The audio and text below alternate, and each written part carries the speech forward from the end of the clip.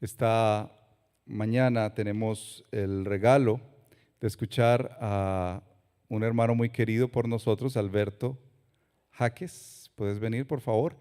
Él es pastor, parte del equipo de pastores de una iglesia muy amada por nosotros. Se llama Capitol Hill Baptist Church en Washington, D.C. Y estos días han estado con nosotros y el pastor Alberto va a compartir la palabra del Señor, algo en particular. Él también es parte del grupo de 9 marcas. Creo que tú eres, tu rol es gerente de operaciones o algo así. Muchas cosas. Sí. Muchos roles, como nos toca a todos nosotros en el ministerio. Qué bueno. Pero algo en particular que quiero subrayar de Alberto es que ha estado por varias semanas sirviendo al Señor en diferentes lugares y nos compartía de la bendición de ver la obra del Señor. Pero cuando me preguntaron, bueno, qué especial que pueda compartir Alberto, decía, ¿será que él puede predicar un salmo? Porque estamos terminando la serie y agradecemos mucho que hayas escuchado ese llamado de predicar un salmo en esta hora. Estamos muy honrados de escuchar la palabra del Señor en tus labios. Alberto, entonces aquí quedas. Gracias. Con la iglesia. ¿Es posible levantarlo un poco más? Esto, ya que soy más alto. Yo sé que es perfecto para ti a esta altura. Ahí está, mejor. Gracias. Muy buenos días. Si oyen un acento diferente es porque lamentablemente no soy colombiano. Soy dominicano. Y si alguna vez han escuchado a un dominicano hablar, se darán cuenta que somos muy difíciles de entender. No pronunciamos bien. Así que estaré haciendo mi mejor esfuerzo esta mañana para que sea bien claro lo que estaré compartiendo con ustedes. Y también vi que tenían una representación de 2 canciones de Jonathan y Sara, así que es bueno ver cómo mi país está bendiciendo y sirviendo a otras naciones también. Eso para mí es de mucho gozo. Antes de empezar, permítame orar por la predicación de la palabra.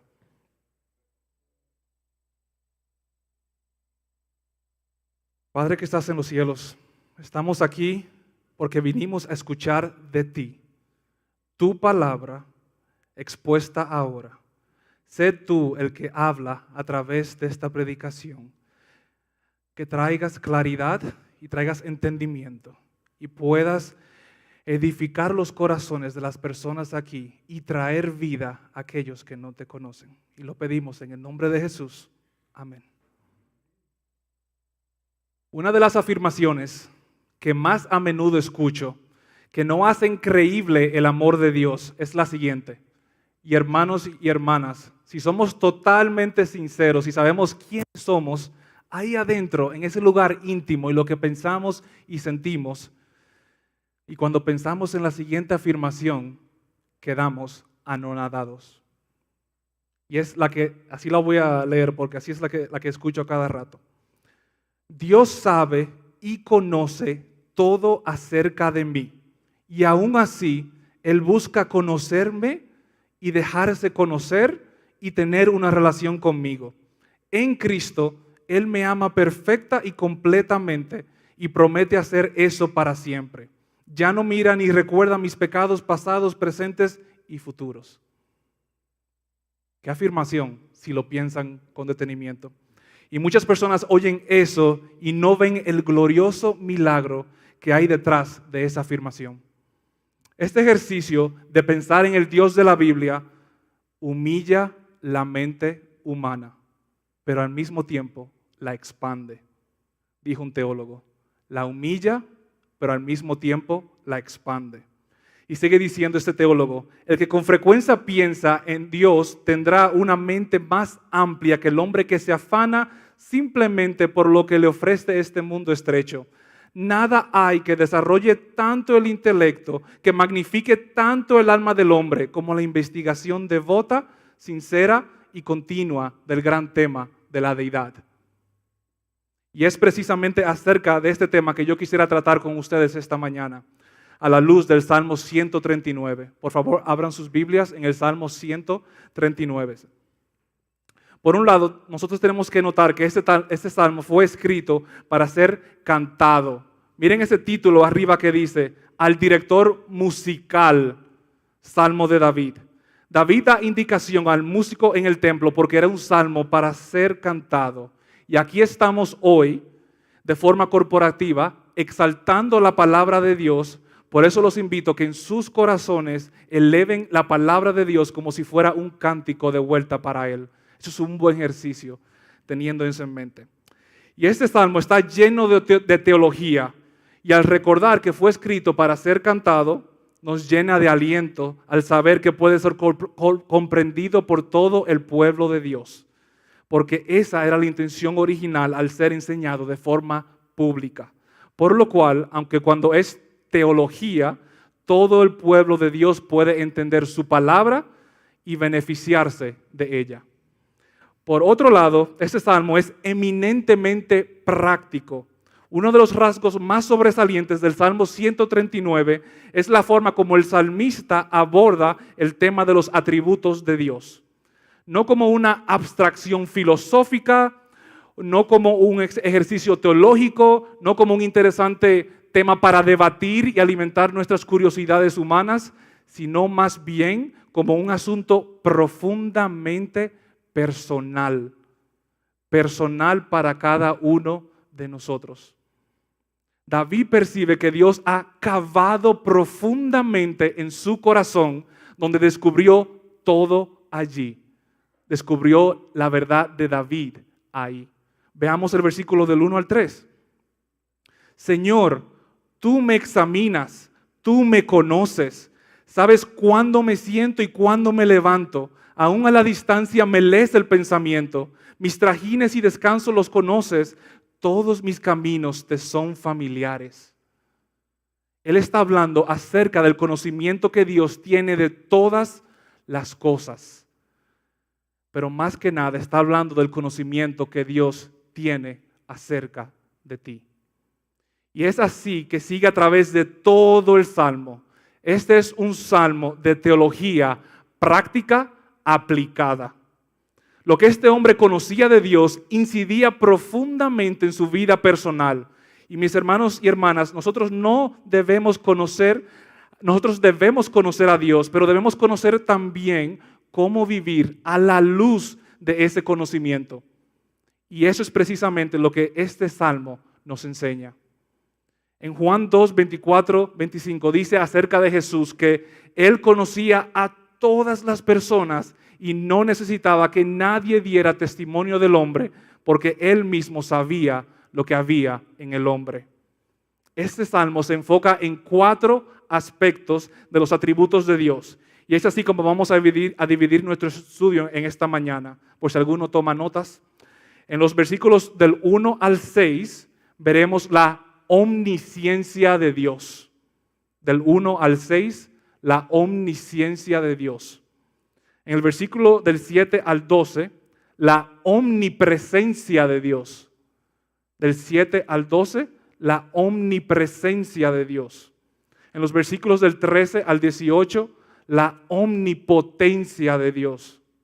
Del 13 al 18, la omnipotencia de Dios. Y en los versículos 19 al 24, la santidad de Dios. Del 19 al 24, la santidad de Dios. Y en primer lugar, vamos a ver la omnipresencia de Dios. Y es evidente que ese es el asunto principal. El salmista resalta en la primera estrofa esa gran omnisciencia de Dios. Y niños y adultos que estamos aquí, todos nosotros, una palabra como esa puede sonar bien difícil de entender, pero el concepto detrás de ella no lo es. Es muy sencillo. Cuando nosotros decimos que Dios es omnisciente, lo que estamos diciendo es que Dios lo sabe todo y que Dios lo sabe exhaustiva y perfectamente. Noten en los versículos 6, los primeros 6 versículos y vayan anotando en sus mentes todas las palabras que tienen que ver con el concepto de conocimiento. Versículo 1, Señor, tú me examinas, tú me conoces. Sabes cuándo me siento y cuándo me levanto. Aún a la distancia me lees el pensamiento. Mis trajines y descanso los conoces. Todos mis caminos te son familiares. No me llega aún la palabra a la lengua cuando tú, Señor, ya la sabes toda. Tu protección me envuelve por completo. Me cubres con la palma de tu mano. Conocimiento tan maravilloso rebasa mi comprensión, tan sublime que no puedo entenderlo. El tema de esta porción es el conocimiento exhaustivo que Dios tiene de todas las cosas y particularmente el conocimiento perfecto que Él tiene de cada ser humano, de cada uno de nosotros.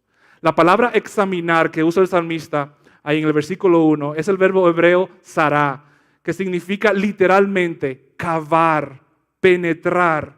Se usaba antes para expresar la idea de excavar la tierra en busca de minerales preciosos.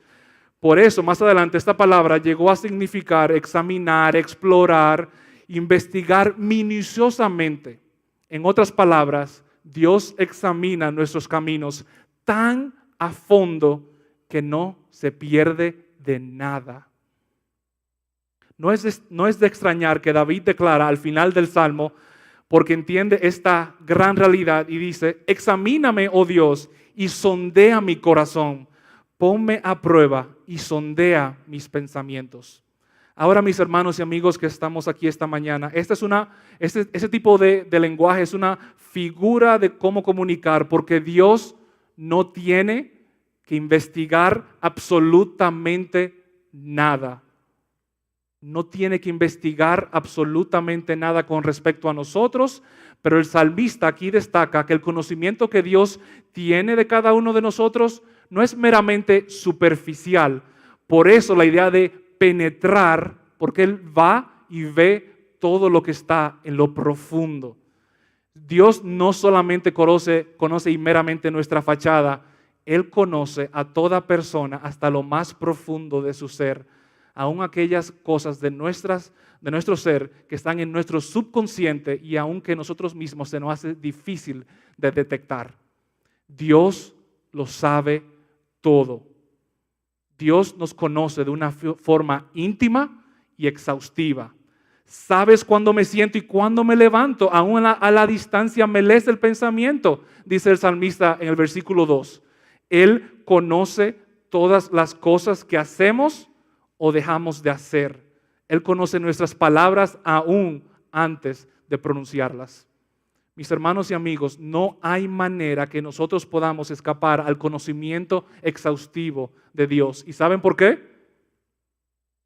Porque nos rodea con su presencia totalmente. Y el salmista describe esto como un encubrimiento completo. El salmista dice que se siente totalmente envuelto por la presencia de Dios. Versículo 5, tu protección me envuelve por completo, me cubres con la palma de tu mano. A.W. Tozer lo expresó de esta manera hermosa. Y oigan cómo él lo dice, cómo lo dijo. Nuestro Dios sabe todo lo que puede saberse. Nuestro Dios sabe todo lo que puede saberse, absolutamente todo.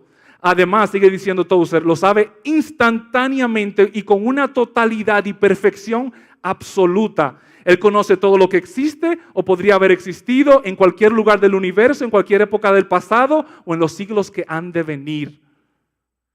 Y dice en Daniel capítulo 2, versículo 22, hablando de Dios, y sabe lo que se oculta también Él en las sombras.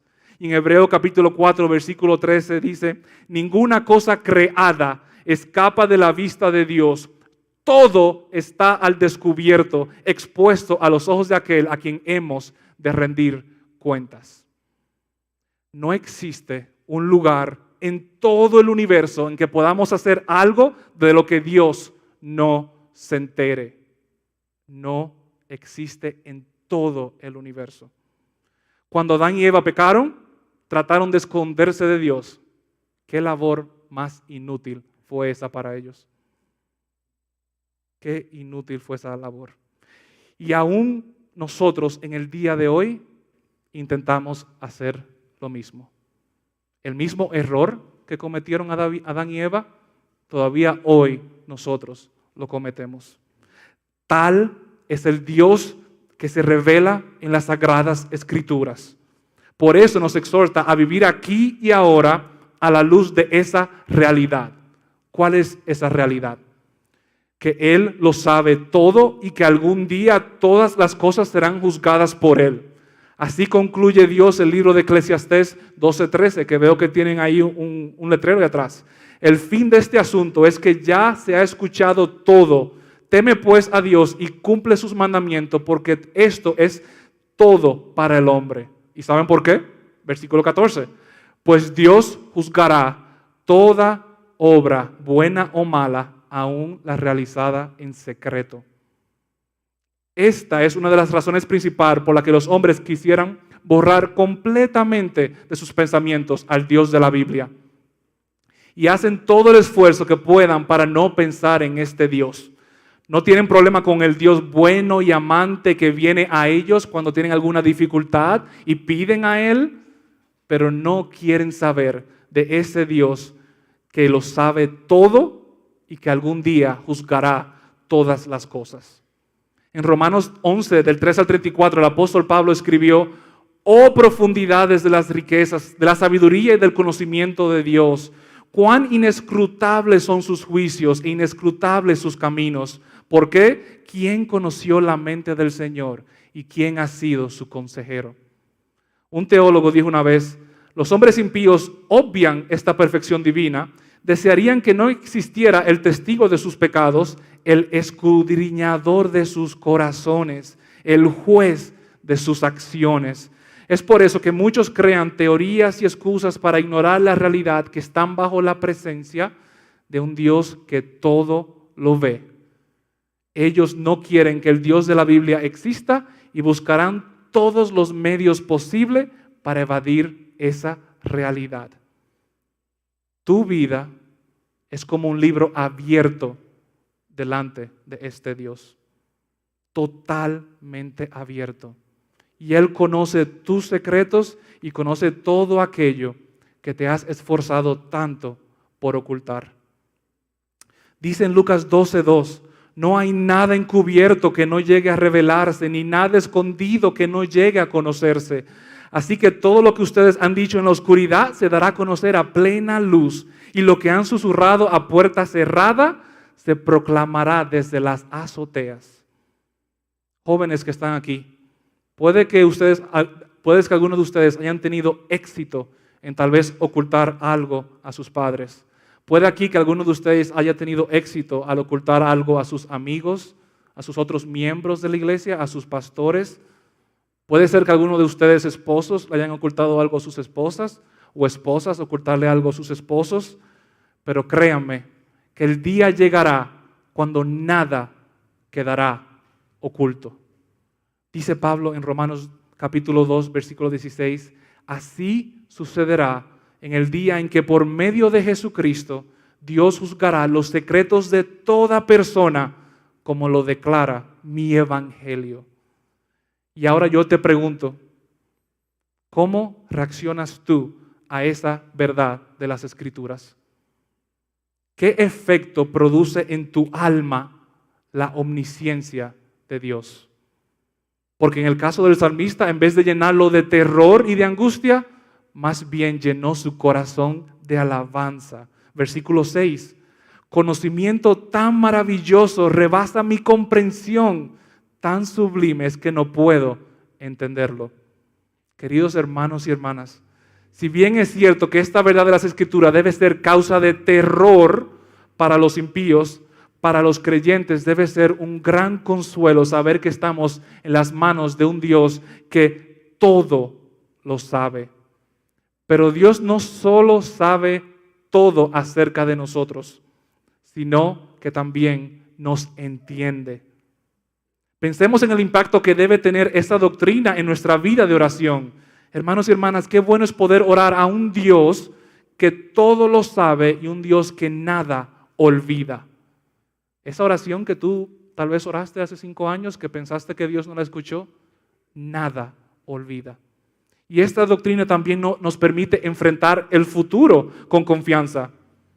No tenemos ni idea lo que va a pasar mañana, hermanos y hermanas, pero Dios sí lo sabe.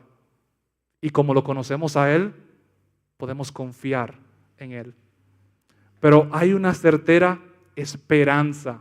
¿Y saben por qué Dios puede profetizar el futuro con tanto detalle? Porque Él no solo tiene un conocimiento perfecto del futuro, sino un control absoluto de la historia. Nosotros no podemos desconectar la omnisciencia de Dios con la soberanía de Dios. Van de la mano. Los planes de Dios no pueden fracasar porque nada lo toma a Él por sorpresa. Absolutamente nada. Y es bueno, hermanos, saber que ese conocimiento perfecto que Él tiene del futuro es algo que podemos confiar en Él. Y ese Dios que conoce el futuro nos dio un pacto lleno de promesas que no va a parar de hacernos bien jamás, aun cuando sea difícil de verlo. Pero el salmista no se detiene aquí con la omnisciencia de Dios. Tal vez pensando en el hecho de que alguien se sienta aterrado por el conocimiento que Dios tiene de cada uno de nosotros y esta persona intente huir de la presencia de Dios. Ahora el salmista va a tratar el tema de la omnipresencia de Dios. La omnipresencia de Dios. Versículo 7. ¿A dónde podría alejarme de tu espíritu? ¿A dónde podría huir de tu presencia? Si subiera al cielo, allí estás tú. Si tendiera mi lecho en el fondo del abismo, también estás allí. Si me elevara sobre las alas del alba o me estableciera en los extremos del mar, aún allí tu mano me guiaría, me sostendría tu mano derecha. Y si dijere que me oculten las tinieblas, que la luz se haga noche en torno mío, ni las tinieblas serían oscuras para ti, y aún la noche sería clara como el día. Lo mismo son para ti las tinieblas que la luz. Para entender lo que el salmista está diciendo aquí sobre la omnipresencia de Dios, es que Dios no solo puede estar contenido en un lugar, porque ese lugar no existe. Al Dios ser espíritu, Él está en todo lugar, al mismo tiempo, con toda su presencia. Miren una vez más el versículo 7. ¿A dónde podría alejarme de tu espíritu? ¿A dónde podría huir de tu presencia? Hermanos, todo Dios está en todo lugar al mismo tiempo. Lo voy a repetir. Todo Dios está en todo lugar al mismo tiempo. El Dios de la Biblia es único y es tan magnífico que nuestro conocimiento ni se compara con quién es Él. Nosotros solo podemos captar lo que recibimos con nuestros sentidos, pero la presencia en el mundo es muy distinta. Porque Dios es espíritu, Él puede estar todo Él en todo lugar al mismo tiempo. Esto es precisamente lo que el salmista está resaltando aquí, que no importa lo que hagas, no importa dónde vayas, no podrás escapar de Dios. Siempre estás delante de su presencia. Versículo 8. Si subiera al cielo, allí estás tú. Si tendiera mi lecho en el fondo del abismo, también estás allí. ¿Puedes tratar de ir a lo más alto de este mundo? Dios está ahí. Puedes bajar aún a lo más profundo del infierno y aún allí está Dios. Y aquellos que piensan que Dios está desconectado del infierno de alguna manera, mediten en esa expresión del abismo ahí. La justicia eterna de Dios es lo que mantiene al infierno activo, porque aún ahí su presencia cubre ese lugar y su juicio se cumplirá. Y el salmista resalta el punto aún más si de verdad nosotros intentáramos huir como si fuéramos capaces. Versículo 9. Si me elevara sobre las alas del alba o me estableciera en los extremos del mar, aún allí tu mano me guiaría, me sostendría tu mano derecha. David continúa afirmando que no puede escapar de la presencia de Dios, incluso si se elevara sobre las alas del alba. Esta figura retórica que vemos aquí es equivalente a la frase moderna, a la velocidad de la luz. La palabra hebrea traducida aquí, alba, en este versículo significa amanecer. Entonces, al amanecer, la luz se mueve tan rápido de este a oeste en un instante, pero ni siquiera de eso podemos escapar de la presencia de Dios. La velocidad de la luz es 300,000 kilómetros por segundo. Ni siquiera de eso podemos escapar de la presencia de Dios. Y David comenta además que la presencia de Dios estaría con él incluso si estableciera su morada en el extremo del mar.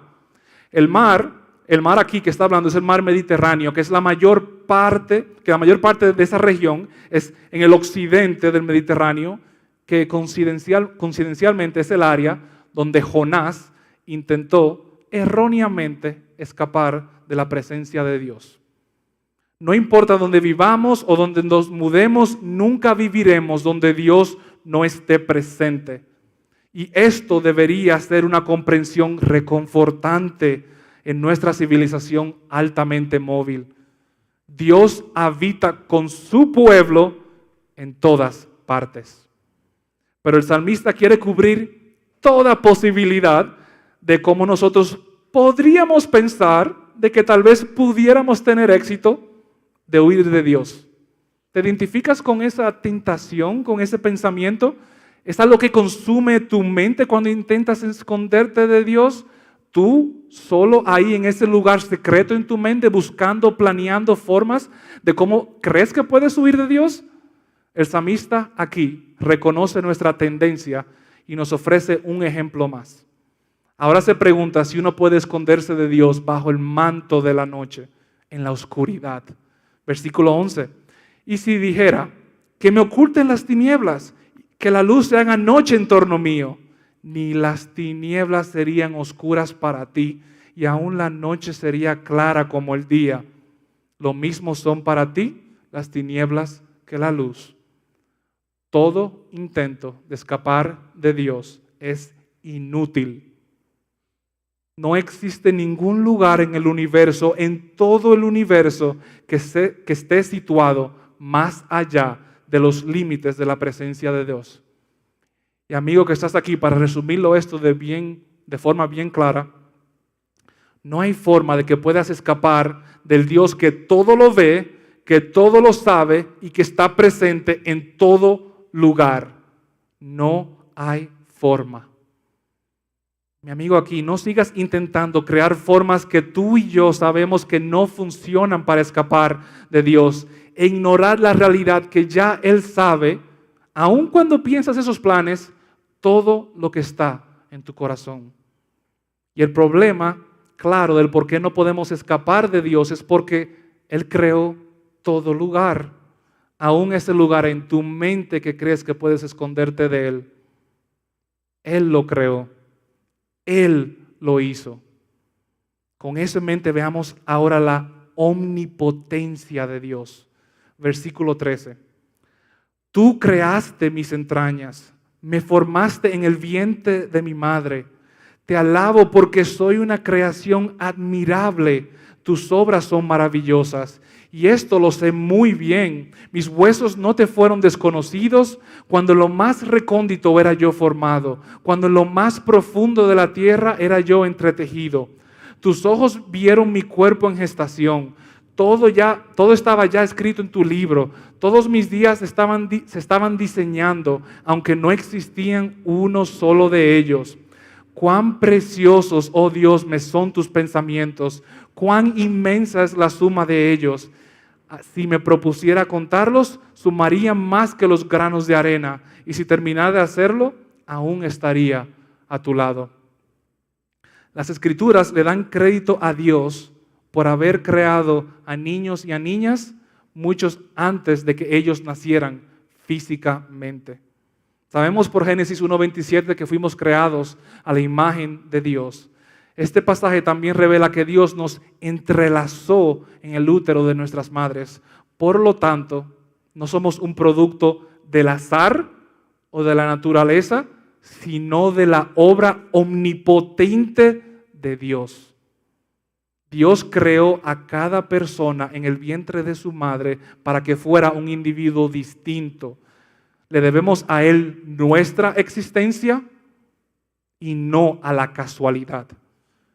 Y al tener la palabra de Dios aquí tan clara, tenemos que reconocer que el tema del aborto, matar o asesinar vidas que Dios ha creado, es algo que nosotros como iglesia debemos ser voz y compartir, que esa vida ahí, en el vientre de una madre, no es solo materia, no es solo un grupo de células, es una evidencia única creada por Dios a su imagen y solo Él tiene autoridad sobre esa vida.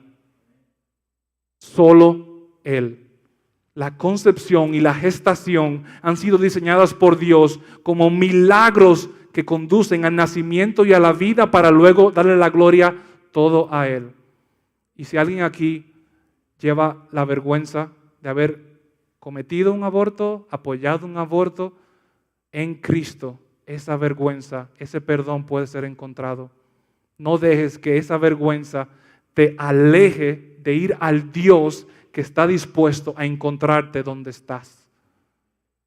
No hay nada de lo cual Él no pueda abrazarte y recibirte y perdonarte. Ese es al Dios del que estamos declarando en esta mañana. No deje que esa vergüenza, que es el engaño que Satanás usa para mantenerte aislada o aislado, si apoyaste un aborto, solo. De manera práctica, Satanás gana territorio cuando nos mantenemos en oculto y en silencio. Si traemos las cosas a la luz delante de Dios, ya estamos libres. Y eso, no somos esclavos de eso jamás. También el salmista destaca aquí especialmente cómo el poder creativo de Dios está más allá de la comprensión humana. Vamos a hacer un ejemplo rápido científico para ver la magnificencia del cuerpo humano. Por ejemplo, el corazón humano late unas 70 veces por minuto y bombea alrededor de 2,000 galones de sangre al día. Un cuerpo promedio contiene casi 100 billones de células. El cerebro contiene 100,000 millones de células nerviosas. Los riñones humanos procesan diariamente alrededor de 123 litros de sangre para filtrar desechos en la sangre y en el agua. Nuestro sistema esquelético tiene 206 huesos conectados en un detallado sistema de tendones, cartílagos y ligamentos. Y podemos seguir describiendo el cuerpo humano y la creatividad de Dios que Él solo muestra a través de nosotros. Y aún ni los mejores científicos en el día de hoy pueden explicar cómo llegamos a ser al nivel de complejidad que tenemos. Tienen teorías que ni siquiera se acercan a la verdad. Dios es poderoso y es único. En el versículo 15 quiero resaltar algo muy lindo que muestra la familiaridad y la intencionalidad de Dios. Esa palabra entretejido en el versículo 15, como se traduce ahí, proviene de la palabra hebrea rakam. Este término se refiere a la habilidad de un bordador o un experto en costura que sabe lo que hace. La creación de Dios del cuerpo humano en el vientre de la madre es una obra maestra de diseño y mano de obra. ¿Qué significa? Que Dios mismo es el que obra en esa costura perfecta que Él hace para que cada uno de ustedes sea una creación admirable que lleva la imagen de Dios. Y este salmo y estos versículos hablan directamente a la época en que vivimos en el día de hoy. Miremos y analicemos el 2020. Este virus que no ha tomado a Dios por sorpresa, literalmente ha volteado el mundo al revés. Algo tan pequeño, invisible a nuestros ojos, volteó al mundo al revés, destruyendo todos los posibles ídolos a los cuales nosotros estamos poniendo nuestra confianza y esperanza. Este virus. Y este pasaje habla directo sobre este año tan particular que estamos viviendo. En el versículo 16 vemos que todo estaba ya escrito en tu libro. Todos mis días se estaban diseñando, aunque no existía uno solo de ellos. Ningún ser humano puede predecir con precisión cuánto tiempo vivirá. Proverbios 27:1 nos advierte que no seamos presuntuosos. No te jactes del mañana, advierte, porque no sabes lo que traerá el día. Y en Santiago vemos la advertencia: vengan ahora, ustedes que dicen, hoy o mañana iremos a tal o cual ciudad y pasaremos un año allí comerciando y obteniendo ganancias, pero no saben lo que traerá el mañana. Hermanos y hermanas, los animo a descansar en este Dios que vemos descrito aquí. Y la frase que usamos casualmente, si Dios quiere, creo que ha tomado un nuevo significado para todos nosotros en este año. Hermanos y hermanas, este Dios es aquel a que ustedes llaman Padre. Padre. Es inconcebible para la mente humana que nuestro Padre piense tan a menudo y profundamente en cada uno de sus hijos. Pero es cierto, estamos constantemente en su mente. Él tiene planes para nosotros. Y para dejarlos con una tarea, si quieren, esta tarde, lean Proverbios 3, del 5 al 6, Efesios 2:10 y Romanos 8, del 28 al 30, para ver esos planes que Dios tiene para ustedes. Pero no solo eso, también Dios se preocupa por nosotros. Y para ver eso, les animo a que lean 1 de Pedro capítulo 5, versículo 7 esta tarde. Y vemos cómo David compara los pensamientos de Dios con los granos de arena, numerosos, más allá de la capacidad de contar de cualquier ser humano. Así de abrumador son los pensamientos de Dios. Mírenlo así, hermanos. Imagínense a todos los hijos de Dios orando al mismo tiempo y ninguna oración se le escapa a Él. Y Él inclina su oído para escuchar. Y aquellos de nosotros que hemos recibido este regalo de la fe, ya no tiene motivo ni razón para vivir en temor por el hecho de que estamos bajo la presencia de un Dios que lo sabe todo, que está en todo lugar al mismo tiempo y creó todo lugar donde pudieras estar, especialmente donde Él te tiene ahora mismo bajo su soberanía. Pero el problema del hombre con su pecado es que está de frente a la santidad de Dios. Eso lo vemos en los versículos 19 al 24. Versículo 19.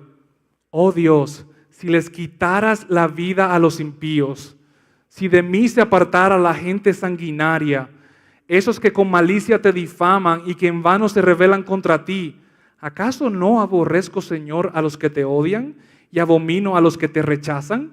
El odio que les tengo es un odio implacable. Los cuento entre mis enemigos. Examíname, oh Dios, y sondea mi corazón.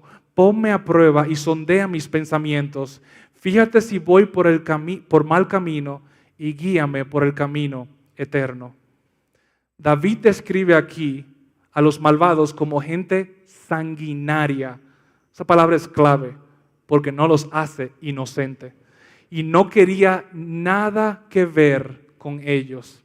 Es digno de mención que David no declara su intención de matar a personas malvadas en nombre de Dios, ni le pide a Dios que lo designe para esa tarea. Simplemente expresa su deseo y deja el asunto en manos de Dios. Tenemos que mencionar que esos malvados hablan contra Dios con malas intenciones, insultan a Dios a propósito. Pero David también es plenamente consciente de que en su propio corazón es falible. Por eso vemos cómo le pide a Dios que lo examine, y esa es la misma palabra hebrea que compartimos al principio de ir a lo profundo.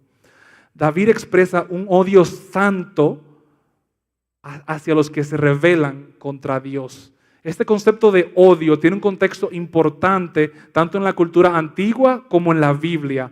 Para los hombres como David, este concepto de odio era principalmente una expresión de preferencia y apoyo, no de una simple emoción.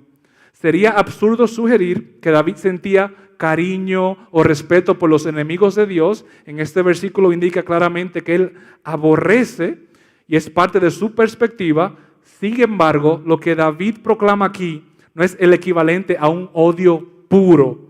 Es parte del patrón bíblico de lealtad y preferencia. Dios y el resto del mundo. Y sobre todo David también entiende claramente que él también es capaz de pecar. Cristiano aquí que estás presente, aunque debemos amar a los pecadores, no debemos volvernos insensibles a sus pecados. No debemos pensar que el amor de Dios es tan amplio que Él excusa el pecado y abraza al azar a todos como si fueran sus hijos. Dios es justo y debe castigar el pecado. Pablo nos recuerda en Romanos 5:8 que antes de confiar en Cristo como nuestro Salvador, éramos enemigos de Dios. Y en su carta a los Efesios dijo que una vez anduvimos en caminos que eran totalmente apartados de Dios y seguíamos al diablo y éramos hijos de ira. Solo aceptando a Cristo por gracia, a través de la fe, podemos cambiar ese destino final. Y esa es toda obra de Él. El apóstol Santiago pregunta, ¿no sabéis que la amistad con el mundo es enemistad con Dios? Por tanto, el que quiere ser amigo del mundo se hace enemigo de Dios. Es mejor ser enemigo del mundo, pero amigo de Dios, que ser amigo del mundo y enemigo de Dios. Gloria a Cristo, que ya en Él no somos enemigos de Dios. Pero si estás aquí y no estás genuinamente en Cristo, ese intento de escapar de Dios no solo es inútil, es totalmente innecesario. Porque esa paz y perdón que acabo de compartir con los cristianos que están aquí, también es algo que Dios ha provisto para ti. Es inútil, no solamente es inútil escapar, es innecesario, porque Dios ya sabe que no puedes y que tus pecados te condenan y que son el juez que te hacen culpable delante de Él. Y Él no simplemente te deja como un tirano, pero envió a su Hijo, vivió en esta tierra perfectamente para cumplir la ley de Dios totalmente. Fue a la cruz obedientemente para hacer el intercambio más hermoso que hemos visto en la historia de la humanidad. Él por nosotros. Ese Cristo fue a la tumba y resucitó al tercer día y ahora está a la diestra del Padre con los brazos abiertos. Por eso no es necesario que huyas de la presencia de Dios, porque Él ha provisto una manera para que eso ni siquiera sea una opción para ti. Ve a Cristo, reconoce tus pecados en fe, confiésalos a Él y dile a Él que te dé un entendimiento nuevo para seguirlo a Él. Y el problema es para ti, amigo, si no estás en Cristo, que sí deberías estar aterrado y temblando, porque Dios conoce todos los secretos de tu corazón y algún día Él en su justicia santa y perfecta revelará y juzgará todas las cosas, aun aquellas cosas que pensaste que te saliste con la tuya. Tú serás juzgado y pagarás las consecuencias de todos tus pecados uno por uno, siglo por siglo. Y muchas personas dicen que no pueden entender cómo un Dios de amor envía a sus criaturas al infierno. Dios envía a sus criaturas al infierno porque Él es un Dios de amor. El que ama tiene que al mismo tiempo aborrecer algunas cosas. Si no, no ama de verdad. Sí, Dios es amor, pero también es perfectamente justo y no llamará al culpable inocente. Si estás aquí y no te has arrepentido de tus pecados y no has puesto tu fe en Cristo, miren el ejemplo de David. Pídele a Dios que te guíe por sus caminos eternos, como vemos a David pidiéndole a Dios en ese versículo final. Y si de verdad tienes un espíritu humillado, si odias a tu pecado y lo aborreces, y sabes que solo en Cristo es el camino a salvación, a Dios, clama a Él, lee su palabra, órale a Él, participa con su pueblo en adoración solo a Él. Un teólogo dijo una vez: no conozco nada que sea tan consolador para el alma, que apacigüe la creciente ola del dolor y la aflicción, que proporcione paz ante los vientos de la prueba, como la ferviente reflexión sobre el tema de la deidad. Ese mismo Dios también está aquí hoy y con todo ese conocimiento que tiene, y no es para dañarte, es para favorecerte. No cometas el error de tener a un Dios como ese, como enemigo, cuando hoy, por la fe en Cristo, Él puede venir a ser tu Padre. Vamos a orar.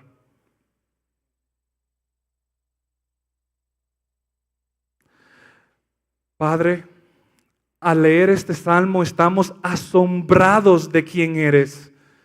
Te agradecemos la oportunidad que nos das hoy para una vez más leer tu palabra. Qué consoladora es al saber más de ti. Padre, te pedimos que este salmo sea grabado en nuestros corazones y que tu palabra obre en nosotros para que el resultado de ella que sea que nos parezcamos más a tu Hijo Jesucristo. Sabemos que somos tu trabajo en proceso y confiamos que no solo harás la obra en nosotros, pero que también la acabarás. Padre, te queremos pedir por aquellos que están aquí, que escucharon tu palabra hoy, que te reveles a ellos, que ellos vean la necesidad de salvación porque tu santidad y sus pecados no son compatibles. Oramos que los ayudes a amarte más y odiar a su pecado más y más. Provee salvación porque tu palabra dice que no quieres que nadie perezca. Ahora, Padre, oramos por tu iglesia aquí. Úsala, edifícala, transfórmala en un testigo sobrenatural en esta comunidad para que esta iglesia crezca en santidad y pureza y que muchos vengan a ti a través de ella. Escucha nuestras oraciones porque lo pedimos en el nombre de Jesús. Amén.